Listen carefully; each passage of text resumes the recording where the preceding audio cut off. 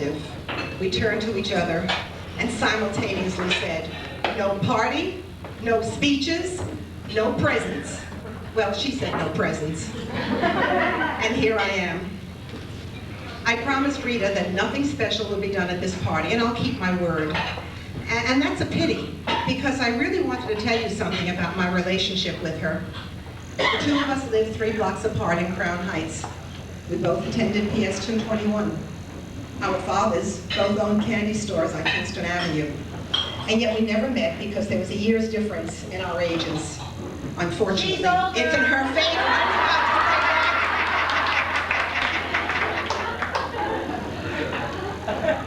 She came to 115 the year after I did, and we still had no contact. I taught 6th grade, she taught kindergarten. I left, she left, I came back, she came back, and we finally caught up with each other outside of room 216 when I saw this pretty lady from my past standing there. And our friendship began. When I thought about what I would say about Rita, if only she would give me permission to do so, several words kept coming to me. Dignity, generosity, warmth, charm. If I were only able to, I'd explain that Rita is of a mold that is becoming scarce. There is such dignity in her demeanor, her speech, her teaching, and she's able to maintain this dignity in spite of having to share lunch duty with Arthur Rausch. Generosity, compliment Rita on a necklace, and her hand immediately goes to the clasp to give it to you. Try to pay her back the $2 you owe her, and for the next 3 hours, children are running back and forth, throwing bills on the desk, slipping them under the door, delivering them in concealed cartons. Her generosity is one of her most endearing qualities, not just with material things, but with her time, her energy, and her caring. In this day and age, when teachers are told never to touch a child, Rita boldly ignores this. To see her embrace an unembraceable child and watch that child walk away with a hint of a smile is to see the incredible warmth of this lady. And who requires more charm than a chapter chairperson? To be able to go into your principal's office almost daily, shout at him, threaten him, make his life difficult, and still have him upset. And still have him upset that you're leaving is quite a feat. Too bad, Rita. You won't hear me tell you that the school will be diminished by your leaving, and you will be sorely missed. But I know that your retirement will be tailor-made. Where else but in America could a poor girl from Brooklyn become a teacher and then enter a career as a bookmaker? And speaking of books,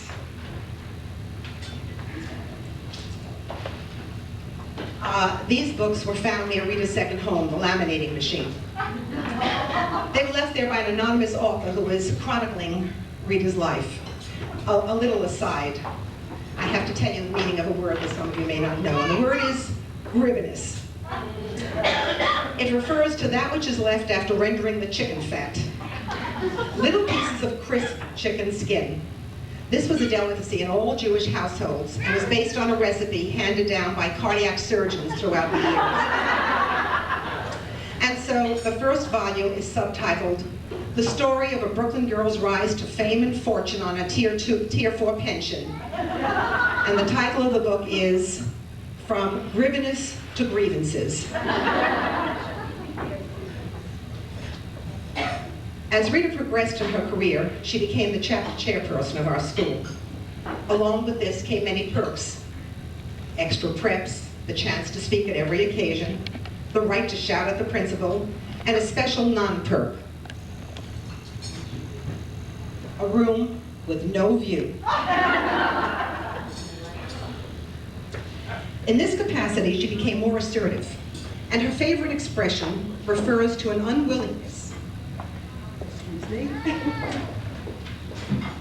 to be taken advantage of. Translated literally, this means, don't spit in my food. In Princeton, when they visit Paul's alma mater, they would say, don't expectorate in my groats.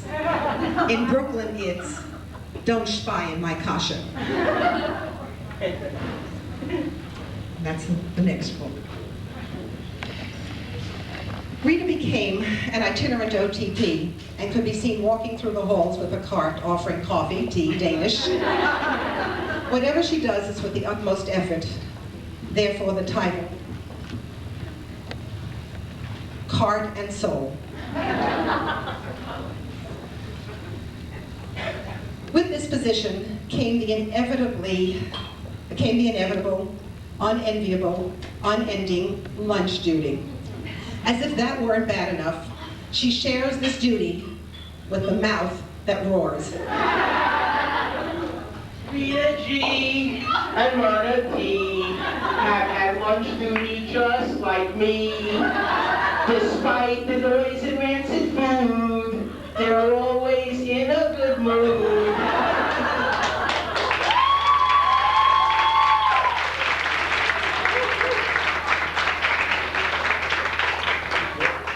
If there's any secret you don't want known, share it with Arthur. And at lunchtime, it becomes broadcast news.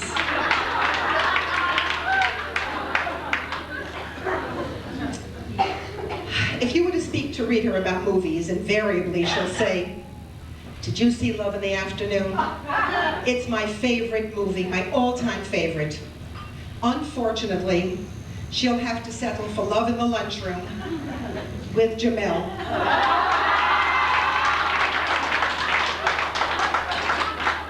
Romantic, yes. Gary Cooper, he's not.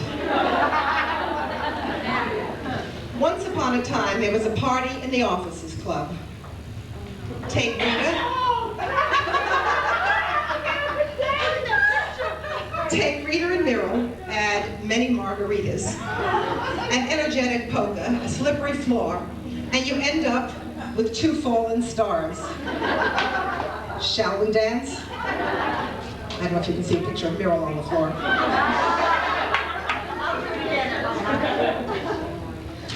Rita and Paul have dinner at the finest restaurants throughout the world, but at only one, Chez Dards on the L, is she known by her first name. Unfortunately, it's the wrong one.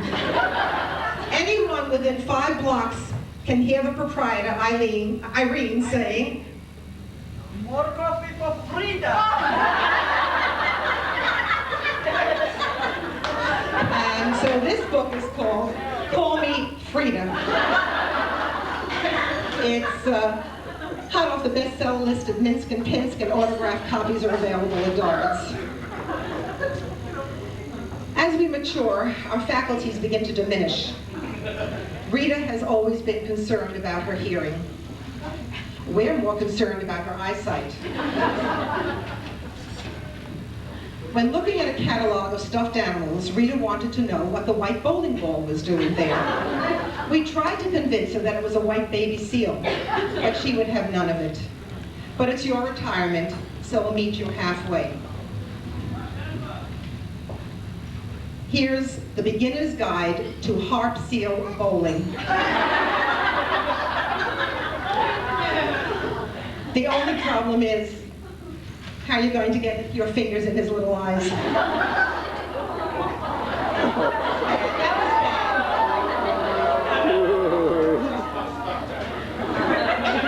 It was there, Myrtle made me do it. It worked. Anyone visiting the lunchroom will understand Rita's relief at the news and this title. You'll never eat lunch in this town again. Right.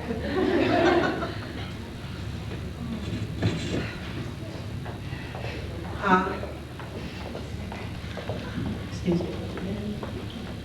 At times, 1:15 has seemed like Animal House, the movie.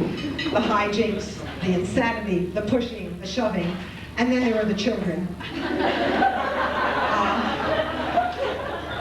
We took a picture of our Animal House and left the door open so that you can come back anytime.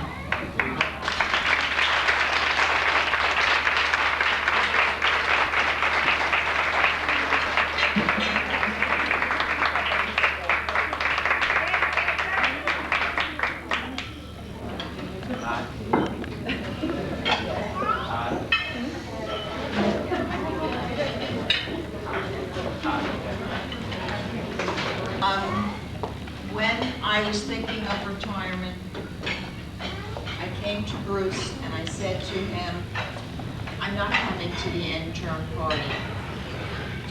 And Bruce, in his own inimitable way, made me feel as guilty as hell.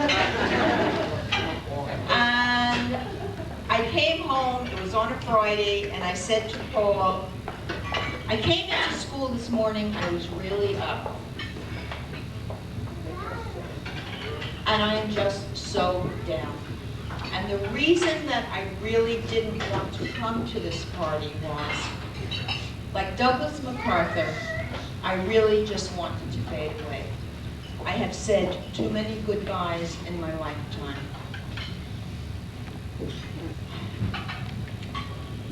I have a speech, as you can see, but I'm not going to read that. What Myrna said is true. We started together in Crown Heights, although we really didn't know each other, in a wonderful public school, PS 221. I think our school was the only school that had the distinction of having two playgrounds, correct, Myrna? An upper and a lower. We were in the first IGC classes, I think, in the city. And it was really a wonderful place to grow up. When I came to PS 115, I was a very young person. Dr. Broido was the principal, and I think his criteria for hiring a person was to look you up and down, check the color of your hair. He especially liked blondes and blue eyes, and Myrna was in, no doubt about that. She was right in there. And say, okay, honey, we're going to give you a chance. Well, Dr. Broido stayed on much longer than I did. I became pregnant with my first son. And I never had any intention of returning again. I had done other things. One day I got a phone call from the second principal at 115 that I had worked for, Julie Tutnow. And he said, I'd like you to come in, I'd like to speak to you, I have a teaching position. And I said to him, I really don't want to come back to teach. And he said, just come in and speak with me. And when I did, I walked into his office, and lo and behold, there was someone sitting there whom I had never seen before. Susie, where are you? Susie Portillo. I think you were wearing shorts at the time, sandals, and I said to myself, this must be one of the parents. And I think that's when we first met, Susie, right? At our first interview with Julie Tutnow. Well, we got rid of him soon enough, didn't we? And we really got rid of him. And then the next principal I worked for was Murray Sultano. It took me about 2 years until Myrtle Gold pointed out the fact to me that Murray was not a tall person. I never knew that. I was taller than Murray. I never was aware of the fact that this was a short guy. Well, we got rid of Murray in due time. And then I believe it was Joe Saluga. Is that correct? Did Joe come before Mark? Yeah, I think so. Joe Saluga swore up and down the line. He had no political connections. He came from Queens. Harvey was enamored with him and hired him immediately. Joe lasted a couple of years, and we got rid of him. And then, lo and behold, we got Marty Mandelker. It took us a little while to whip you into shape, Marty, but you came along very nicely. It was a little difficult in the beginning, but what happened to me was that I began to realize suddenly I was older than the principals. Something was not really right here. This is not the way I after Marty left, there was Brucey. Now, what can I say about Brucey? I mean, there are no words. When I became UFT chapter chairperson, I'd walk into Bruce's office and the first thing he would go was, and I said, Bruce, you look like a doll in a Puerto Rican's car. You really have to stop doing that. And he came along very nicely. And now I leave you, I believe, very comfortably for me, in very good hands with Danny Mucatel.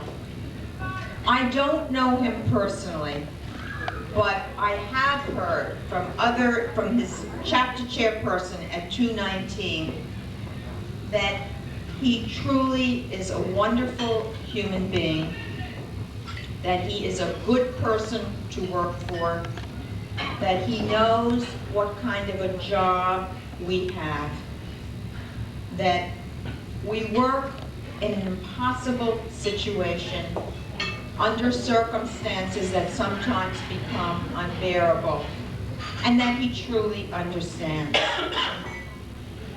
And I feel comfortable knowing that you people, and whoever the next chapter chairperson is, and we'll know tomorrow by 12 o'clock, vote wisely, will really help to keep the school moving on. I had really prepared no speech. I really wanted to make no speech. What I want to tell you all is, unless you have taught, you don't know how necessary the summer break is. I wish you all a wonderful summer vacation. I wish you all successful years in your careers. I wish you all peace. I wish you all love. And Myrna, I still don't forgive you for what you've done. But give me 20 years and maybe it'll be made right. Thank you very much. It's been a pleasure.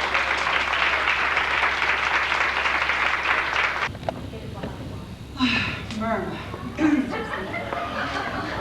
Over the years, Myrna and I have spoken about just about everything under the sun.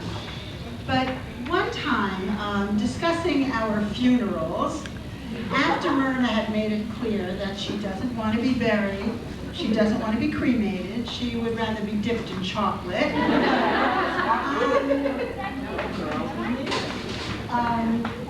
She asked that I speak at her services.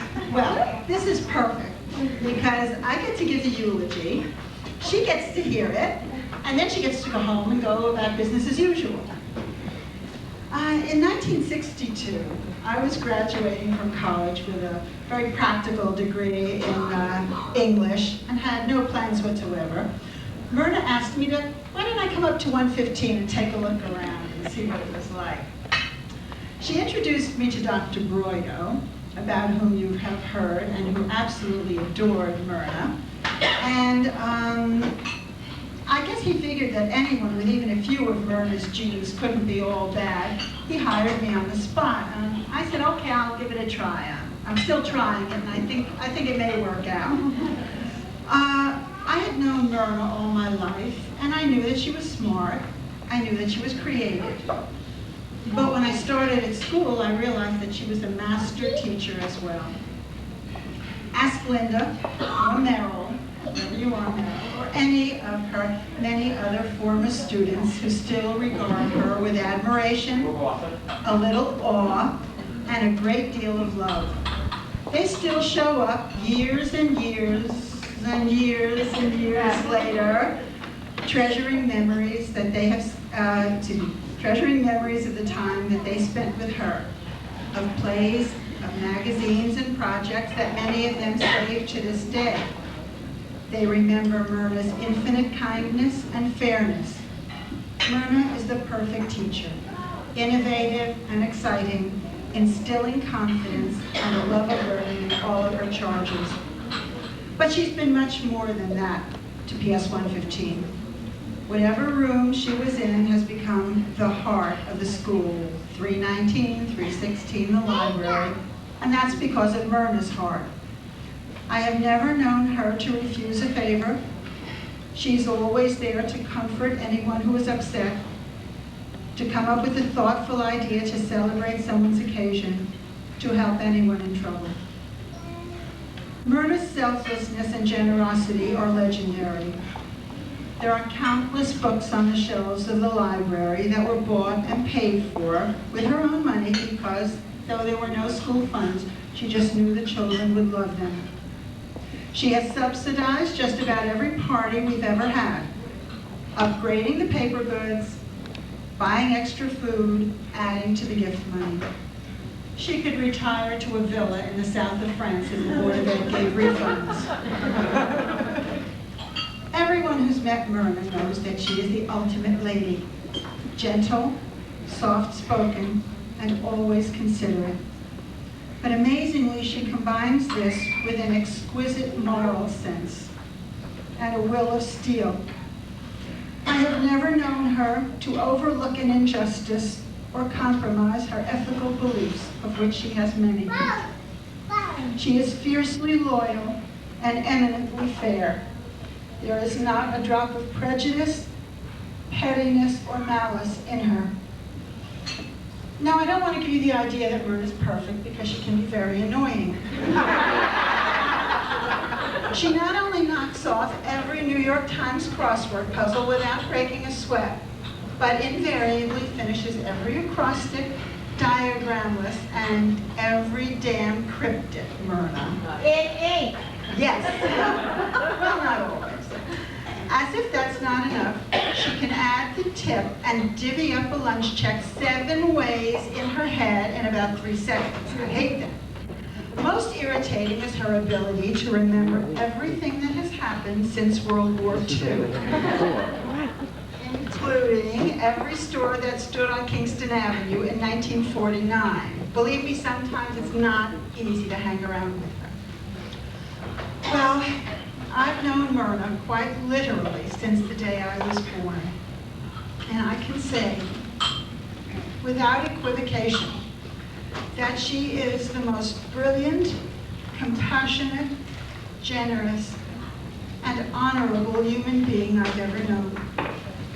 And the greatest tribute to her is that I can stand here celebrating her retirement when my heart is breaking because she's leaving. And now I'd like, on a lighter note, to ask my comrades to come up.